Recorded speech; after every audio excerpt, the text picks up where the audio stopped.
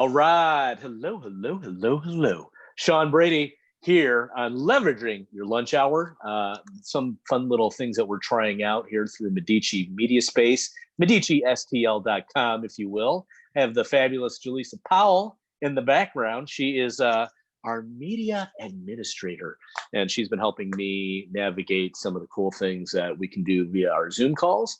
That's why you see this cool virtual background behind me, and just doing cool stuff. So on this quick talk, I wanted to share a couple of things, but one, I have a coaching retreat coming up this weekend.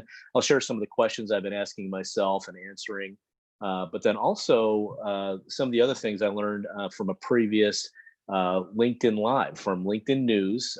The editor of that, Susie Jackson, she hosted a call today. She does every day at 11 a.m. Central. Noon Eastern, of course.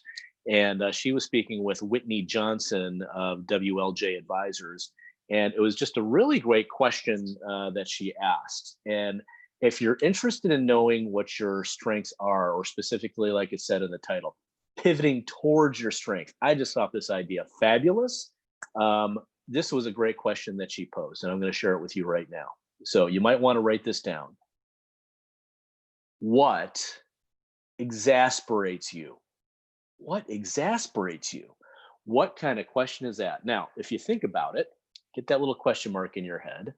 Well, the things I wrote down is you can pivot towards your strengths if you begin to realize in answering this question or answering that question, because what it does, you'll realize that there's things that are common sense to you that are not so common in practice for a lot of other people. You may write it off as, of course, everybody knows that. I can't believe, you don't know how to do that. Yet there are times and there are things that we all individually do where we don't realize the strengths that we have. I know I do that for myself. So I'm actually actively seeking out other people's opinions on those types of things that I'm like, or just noticing when I'm like, oh my gosh, I can't believe you don't know how to do that. Whether it be something, a social media post, or something with the phone, or something, a technology attribute that I use daily that I've forgotten about. Like, of course it's common sense. So going back to that question, what exasperates you? So one of the things I've been practicing on is using this medium of Zoom and social media via LinkedIn, via Facebook, via Instagram, all these different platforms. And the one I'm testing out today is YouTube Live. I haven't had a whole lot of experience with that. I know I've gone live on about every platform, but not using a third-party service like this. So Julisa Powell is helping with that. Thanks again, Julisa. Thumbs up.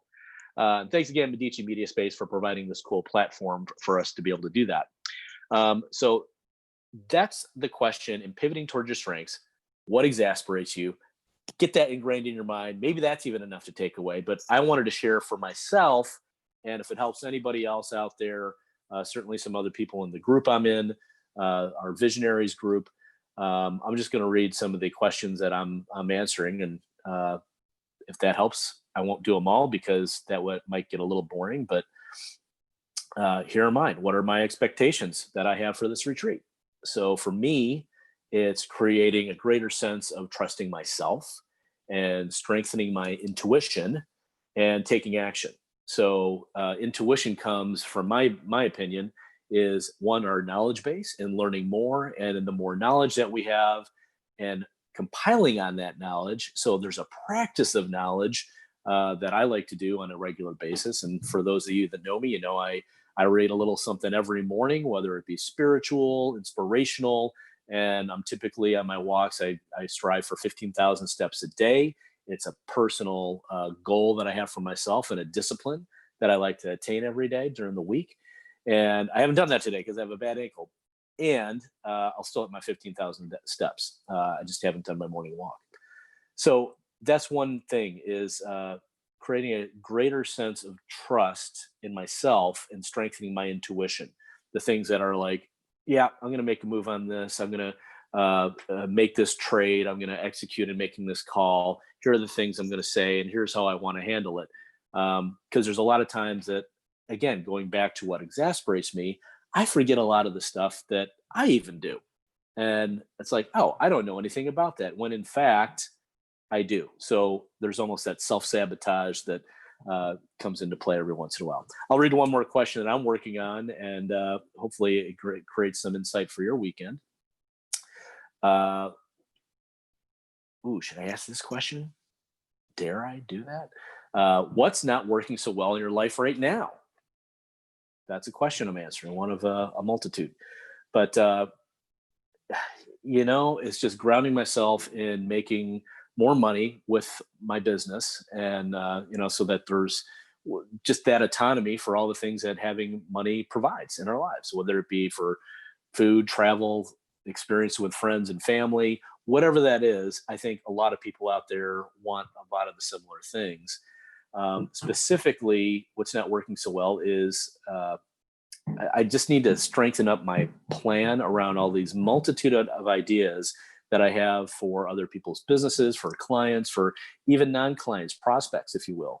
I did this just before I was late for my own call today. I was brainstorming for someone who is a prospect. They're not a client, they're not a customer, but certainly a prospect, on how we could help improve their business that they've been in for the past, I think, almost 18 years. So they've had a successful run of it, and now they're just hitting up against some blocks because there's this whole theory, law of the lid.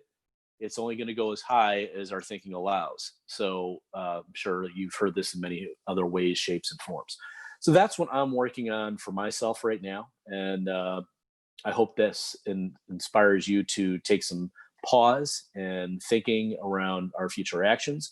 At the time of this recording, the stock market has dropped quite a bit since the beginning of the week, but as other people have indicated, they're expecting a lot of these ebbs and flows. So it's not unexpected, but it's not necessarily the certainty we want to have in the marketplace right now, and certainly for our own personal economies. All right, that's what I got for today. Happy Friday. Thanks for allowing me to share this practice with you. And stay tuned for future posts, because we're going to be doing this on a regular basis. Right, Julisa? Right. See, she's there. I'm not alone. Okay, I just wanted to make sure. And wherever you're at, whatever you're doing, thanks for watching this video. It may be in the future, and certainly we hope to provide more value in more posts that we do. Sean Brady, we may not see you in person, but we will see you right here on social media. Thanks for watching.